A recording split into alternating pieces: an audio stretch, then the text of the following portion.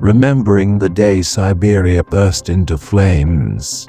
In the summer of 1908, in a remote, desolate corner of Siberia, the sky quite literally tore itself open. An explosion with the force of at least 10 megatons of TNT detonated with a flash so bright it was seen for hundreds of kilometers.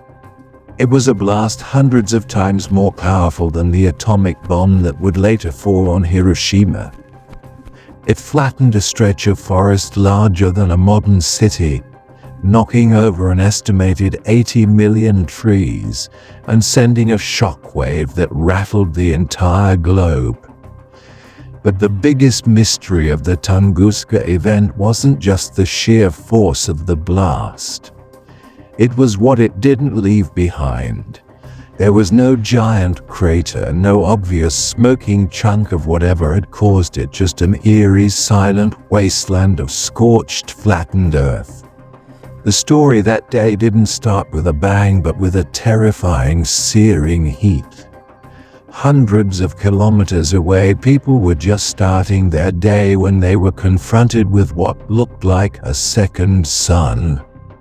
One man, a trader named Sergei Semenov, was sitting on his porch 65 kilometers from ground zero when he was hit by a wave of heat so intense he thought his shirt was on fire. He described it with chilling simplicity. "I suddenly saw that directly to the north. The sky split in two, and fire appeared high and wide over the forest.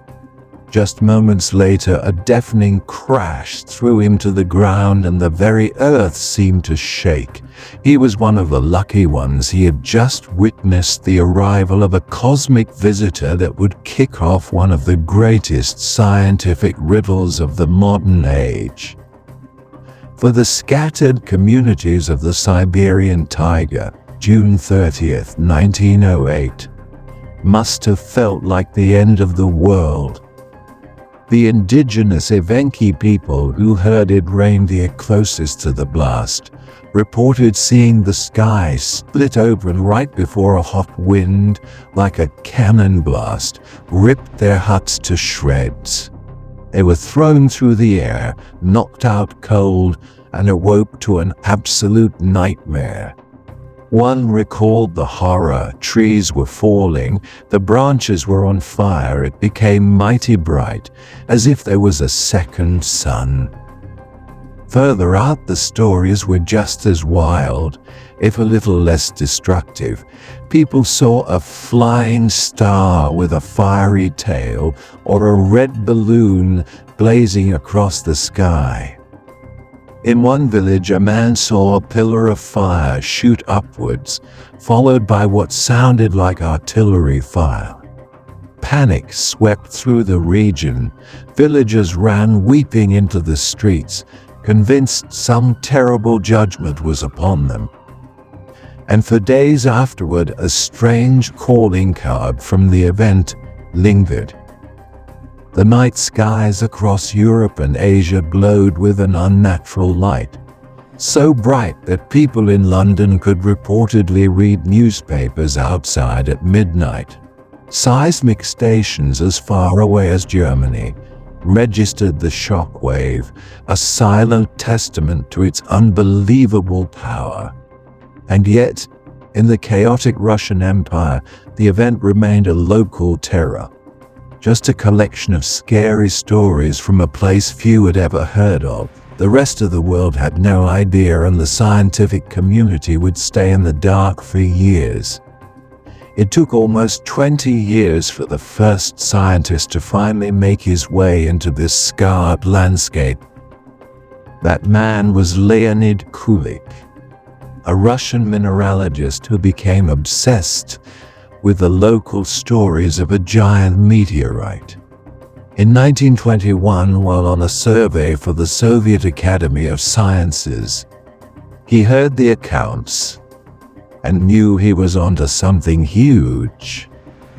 He managed to convince the Soviet government to fund an expedition, tempting them with the possibility of salvaging massive amounts of meteorite iron. In 1927, after a brutal journey by train, boat and horseback through the unforgiving Siberian wilderness, Kulik and his team finally reached the site. What they found was both spectacular and completely baffling. They walked into a vast zone of devastation, a forest of the dead stretching over 2,000 square kilometers. All the trees were knocked down in a colossal radial pattern, their tops all pointing away from a single point, like the spokes of a giant shattered wheel. But as Kulik pushed closer to the epicenter, the scene got even weirder. Here the trees weren't knocked over, they were still standing, but they were stripped bare of all their branches and bark. Scorched skeletal trunks the locals called the telegraph poles. This was ground zero. Kulik searched relentlessly for the one thing he'd promised his sponsors he'd find: an impact crater. He surveyed the swamps, dug into the permafrost, and even drained small bogs, hoping to find a water-filled crater. He found nothing. No crater, no meteorite chunks. The cosmic intruder had delivered a devastating punch but had vanished without a trace. Kulik would lead 3 more expeditions, dedicating his life to the puzzle, but he would die a prisoner of war in a Nazi camp in 1942, with the mystery of Tunguska still unsolved. Kulik's baffling discovery, a massive explosion with no crater, pushed scientists toward a new and terrifying answer: an airburst. The leading theory today is that a space rock, either a stony asteroid or a small comet somewhere around 50 to 60 meters wide, screamed into Earth's atmosphere at a mind-boggling speed, maybe as fast as 27 kilometers per second. As this thing plunged downwards, the insane pressure and friction caused it to superheat and violently explode somewhere between 5 and 10 kilometers above the ground. So instead of hitting the surface, it detonated in the sky, releasing all of its kinetic energy in one catastrophic flash. And that explains exactly what Kulik found. The downward force of the blast is what stripped the trees at the epicenter, leaving the telegraph poles, while the outward shock wave is what flattened the surrounding forest in that distinctive butterfly-shaped pattern.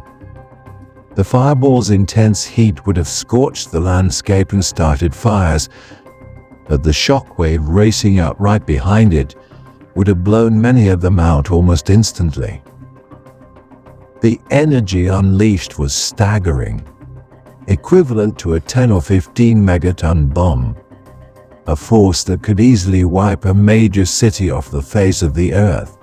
So it was an airburst, but an airburst of what?